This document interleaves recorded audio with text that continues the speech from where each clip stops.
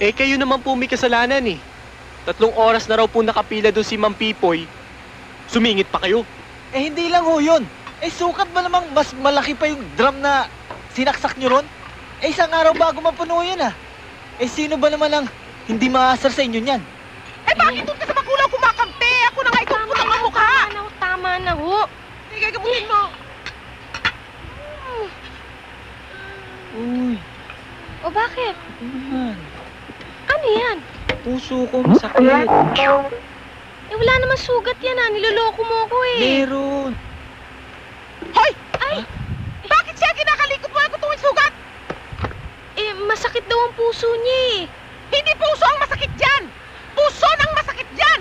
Ha? O ano? Oo, Gagawin mo ko hindi! Sige ho, sige ho.